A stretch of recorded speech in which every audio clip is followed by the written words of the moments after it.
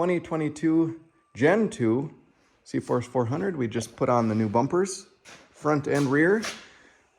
Not hard for install. Instructions were pretty basic. All I had to do extra, which it was the same size metric hardware as the installation on the front.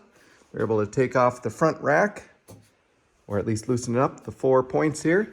So when we pivoted this up into place, that it matched up. And then again with the supplied hardware, tightened everything down. The front went on really simple. Took off the original bull bar, mini bull bar that was on there.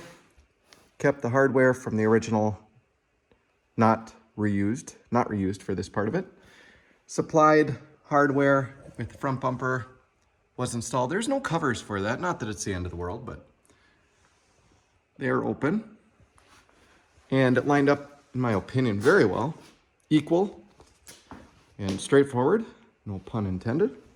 Back, a little bit trickier to get lined up with the same spacing on both sides. Trying to follow the directions as much as I could. They look to be a little more generic with the instructions, so talked about removing both bolts, and you only need to remove the first one because that's where the mounting point went. And the bottom, to get it exactly even with the space behind here and here, they are not exactly the same mounting. Here, let me zoom in here. A little more clear. And here, you can see it's just a little bit, this side's a little bit more up and back.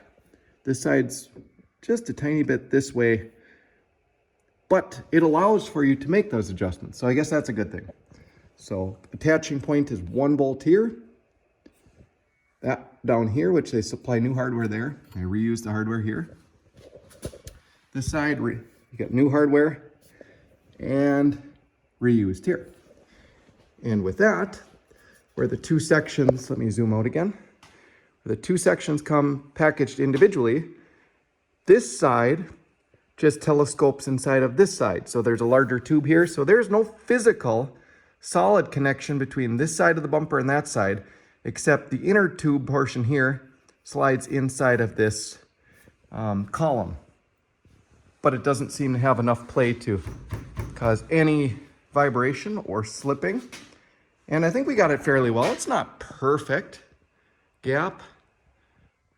So, but boy, they are pretty stout. I'm quite impressed with how sturdy that they seem to be for the purpose that they're made. And not hard to get into the original box either. That was kind of a concern.